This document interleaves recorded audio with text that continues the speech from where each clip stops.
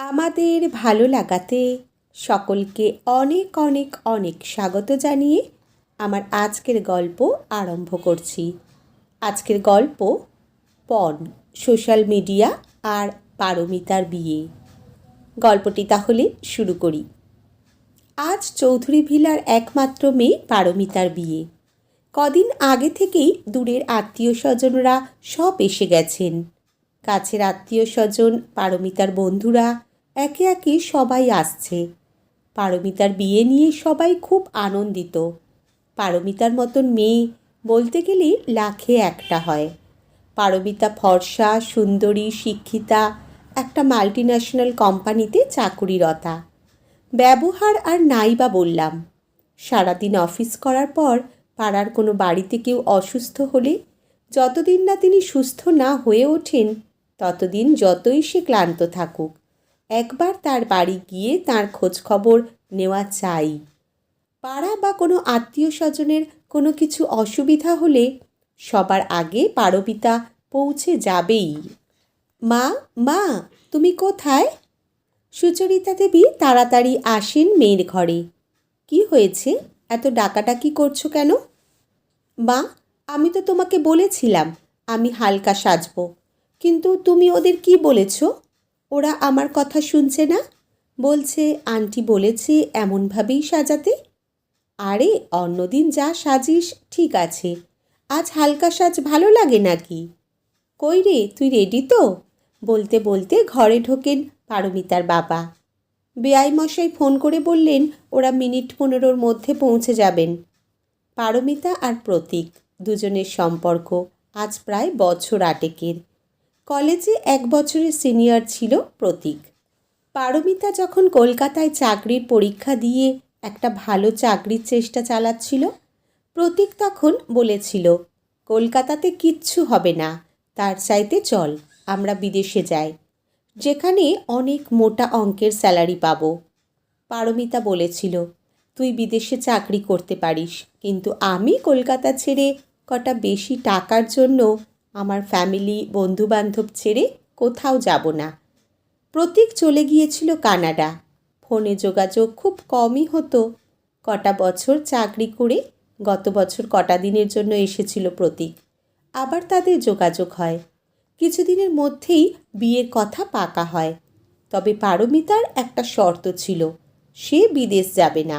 প্রতীক চাইলে বিদেশে চাকরিটা করতেই পারে, কিন্তু সে এখানেই থাকবে। হঠাৎ করে বাইরে চেঁচামেচির আওয়াজ কানে আসে। পারমিতা ভাবে এক্ষুনি তো বর এসেছে বলে তার বন্ধুরা বাইরে বেরিয়ে গেল। পারমিতা বলেছিল তোদের এত দেখার কি আছে রে? প্রতীককে কি তোরা আজ প্রথম দেখবি নাকি?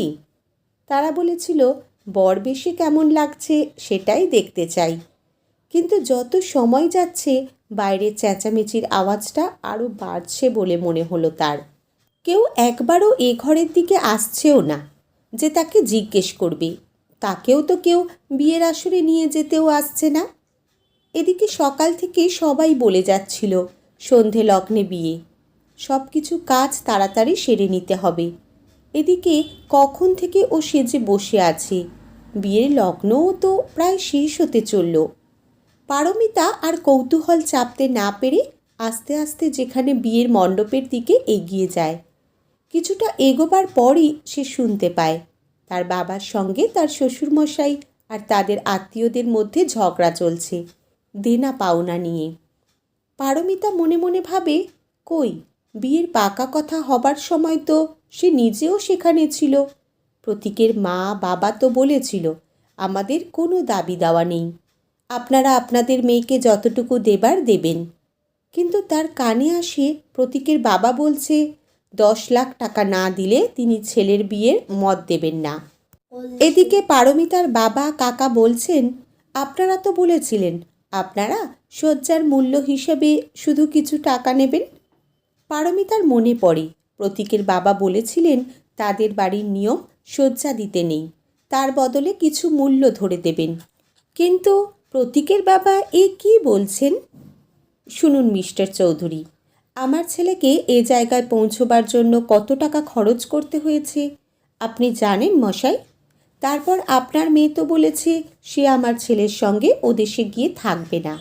আর আপনার মেয়ের যে রোজগার সেটা তো সে আবার নাকি আপনাদের হাতে তুলে দেবে। তাহলে আমাদের রোজগারে বৌমা নিয়ে গিয়ে লাভ কি? দেনা পাওনাও তো ছেলে কিছু চাইতে দিল না, সঙ্গে রোজগারে বৌমা নিয়ে গিয়েও কোনো লাভ হবে না। বেকার এতগুলো টাকা ছেলের জন্য খরচা করলাম এত বছর ধরে। আর শয্যার মূল্য ধরে দেওয়ার কথা বলছেন? হ্যাঁ, আমরা বলেছিলাম কিছু মূল্য ধরে দেবেন, কিন্তু আপনি যে এত কম মূল্য দেবেন তা তো আর আমাদের জানা ছিল না মশাই। এইভাবে সবার সামনে তার বাবাকে অপমানিত হতে দেখে সে আর দাঁড়াতে পারে না। সে বিয়ের মণ্ডপে আড়াল থেকে বেরিয়ে আসে। সে বলে, আপনাদের যদি অসুবিধা থাকে বলুন, আমি তাহলে এ বিয়ে করব না। এদিকে প্রতীকও তার বাবার উচ্চস্বরে চেঁচামেচির আওয়াজ পেয়ে বন্ধুদের বাধা সত্ত্বেও বাইরে বেরিয়ে আসে। হ্যাঁ পারমিতা, তুই ঠিকই বলেছিস। একটা বিয়েতে যদি আত্মীয়তার বন্ধনের থেকে টাকা পয়সার সম্পর্কই বড় হয়, তাহলে আমাদের এই বিয়েটা না করাই উচিত। আর বাবা, এ তুমি কি বলছো? তুমি নিজেও বুঝতে পারছো? তুমি যেমন আমার পড়াশোনার জন্য প্রচুর টাকা খরচা করেছো, উনিও তো ওনার মেয়ের জন্য খরচ করেছেন। আর তুমি আমাকে যেমন অনেক টাকা খরচ করে উচ্চশিক্ষিত করেছো, যাতে আমি মোটা অঙ্কের টাকা ইনকাম করতে পারি।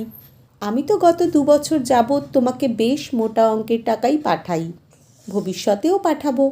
এটা আমার কর্তব্য। তা বলে তুমি আমার জন্য যত টাকা খরচ করেছো সেটা ওনার থেকে চাইতে পারো না? আর তুমি এটা কি বললে? তুমি যাকে ঘরের বউ করে নিয়ে যাচ্ছ সে তার ইনকামের টাকা তোমার হাতে তুলে দেবে কেন বাবা? আমার যেমন কর্তব্য তোমাদের দেখাশোনার ভার নিজের হাতে তুলে নেবার, ওর তেমন কর্তব্য নিজের বাবা মাকে দেখার। প্রতীকের বাবা বলেন, তুমি ছেলে আর ও মেয়ে, দুজনের কাজ এক হতে পারে না। প্রতীক বলে, ও কি মেয়ে হয়ে জন্মে কোনো অপরাধ করেছে?